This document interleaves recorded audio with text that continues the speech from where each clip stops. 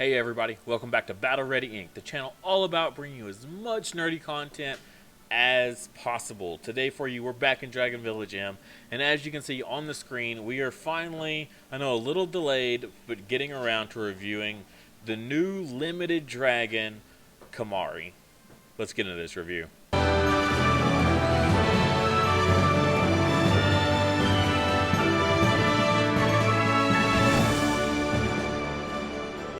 As always, if you're new to the channel, please like the video and subscribe to the channel. If you like Dragon Village M, this is the channel for you. I'm always covering new dragons that come out all the time. Every time there's a new dragon, I try to do a video on them. As well as when there's kind of a lull, I'll go back and review old dragons that I think are very prevalent in the game and that you should, look at, getting your hands on and leveling up yourself.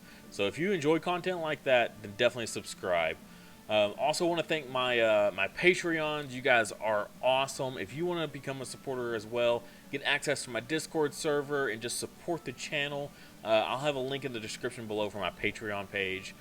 But yeah, let's look at this awesome looking dragon. Kind of has a, I don't know, in a way a totem dragon feel to it. I'm not sure why. It's, I don't know, like channeling different beasts and whatnot. I don't know, very native kind of feel to it. But yeah, so it's an attack type. We got an earth and a light type only, so very limited here, no pun intended. So flavor text here is this dragon guards nature with the elementals in the forest. It has a gentle and carefree personality, but when someone infiltrates the forest, it wraps the elemental power around its body and uses its great strength to protect it. So yeah, definitely channeling different like creatures and stuff like that. Very, I don't know, feels like what I would consider a totem dragon, but that's me. So let's get in here and let's look at this dragon's kit, right? So leadership ability, Earth allies critical damage is increased by 48%. And then light, of course, is the light type. Whoa, dogs, chill. They don't like to share their toys. So yeah, this is great for if you have a dragon that scales off of critical damage. That's one of these elements. This is what you want for your leadership ability in like PvP, right? So I would imagine that their drag skill, you would think, would scale off of critical damage. Unfortunately, that is not the case, which is feels so counterproductive. You would think the main stat, right? But nope, not at all. So it does receive an 80% bonus from your attack, which is still huge. Inflict damage to enemies with 80% chance to decrease target's recovery rate for 15 seconds. I can talk tonight. And then, of course, you just increase the damage further. Target count of 5, so you're hitting the whole enemy team in PvP. So that already kind of gives me a PvP vibe for this dragon on what it could be used for. Recovery rate doesn't do anything in something like Clan Dungeon, which is a shame, because this buff is huge. You put this on like a bottom Clan Dungeon team, and I feel like you'd just be doing some crazy amounts of damage, boosting here. If you didn't have like the increased damage against bosses, that's a good one, just very generic. Whereas this one is very element specific. But either way, unfortunately, it's that recovery rate doesn't do anything there. And then the light type is the exact same skill. All right, so first passive here is every set duration attack an enemy at the rear. This attack receives a 60% bonus of your attack and inflicts 2 times damage to enemies below 50% of their HP. Target count of 3, so you're hitting over half the enemy team in PvP. That's a big chunk of just regular damage. On top of that, another double damage if they're below HP, 50% HP. So you're like, with a passive like this, you're very easily just knocking dragons out of the fight at that point with that skill. So usually people put their attackers in the back. Attackers are pretty squishy, so you're going to be doing a lot of damage to those guys. So this one's at the rear. And this one just says the enemy with the lowest HP, but same spiel for the rest of it. That's pretty good. Targeting the lowest HP, that means you're prioritizing the dragons that are most likely going to trigger this ×2 damage. That makes the light type, I think, a little bit better. Usually the ones in the back are going to be your attackers or your healers that scale off of attack or attack speed, something like that. So it's good for taking out those easy to kill targets. The earth one is, but I think light is just going to be better because it's going to be able to prioritize a lot better for finishing off dragons. So you could argue either one, really. I think the ones that you're going to want to trigger are going to be the ones in the back anyway, and you're hitting all three, so I think you're going to be good no matter what. All right. Next passive here is when battle starts, your attack will increase by 40%, and the Judgment of Forest skill will be instantly recharged. Attack increase effect is maintained for 75 seconds, and we crashed. Awesome. Alright, and we're back. Sorry about that. Classic computer there. Alright, so you're going to be buffing yourself here. Increased by 40%, and the Judgment of Forest skill will be instantly recharged. So, yeah. I don't know why that says that'll be instantly recharged when the battle starts.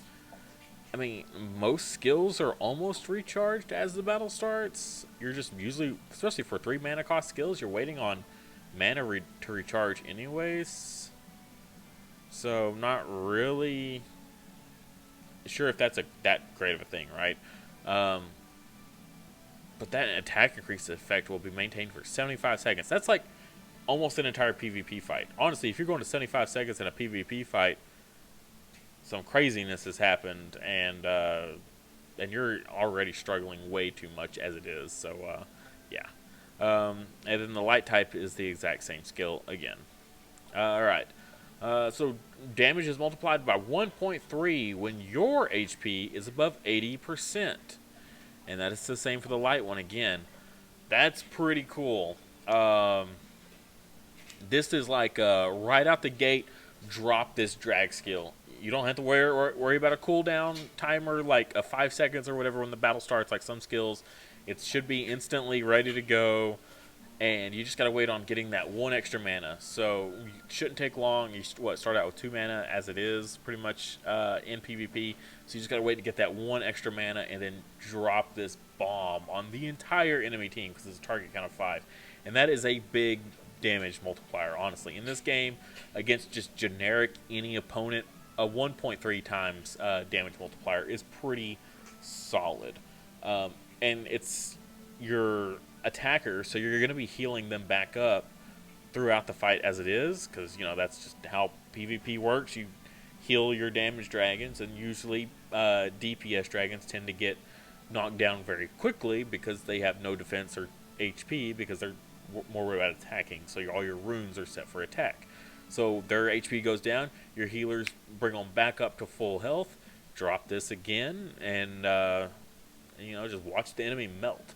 Along with this passive here, getting the 2 times damage when they're below 50% of their HP. So, in theory, this cooldown is 15 seconds. So you're gonna drop this, big bomb here, this drag skill, and then hopefully your passive here will finish them off, right?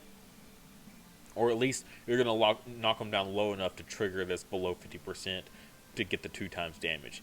That's the theory in this dragon that I'm seeing here.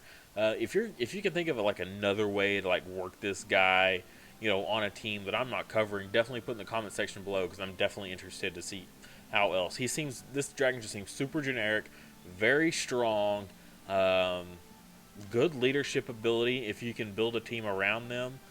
I can't think of anything right off the top of my head that works really well with this one. If it had been a water type, it would have been busted. They probably knew what they were doing there, avoiding, situations like that. Although with this kit, I almost kind of wish it was a support type of some type instead of like a 3 mana cost drag. 2 mana cost skills are just kind of the center point and the focus of PvP right now. So dropping another 3 mana cost DPS dragon in the mix is kind of hard pressed. It works sometimes, it doesn't. I personally run a 2 mana cost or a 2-3 mana cost DPS team, and I mean, sure, I'm placing in the 60s, but that's not, top 10. So you look at the top 10 teams, and they're going to be quite different from what my PvP team is. And I think this is kind of the same issue. You're not going to see this dragon, I don't think, in the top 10 PvP. Unfortunately, it's a cool design, and in theory could do some crazy amounts of damage, but I don't see it for a limited dragon having as much of an impact as it should. Honestly, out of all the limited dragons, I want this one almost as least as Magnus, which is pretty sad because if you've seen my summoning videos, you know how much I hate that stupid dragon. So I think this is kind of in that same realm of situation. But that's just my thoughts. If you think differently, definitely let me know what you think in the comments below. I definitely always open to suggestions and try to keep an open mind when discussing things like this. So with that, I'll see you next time.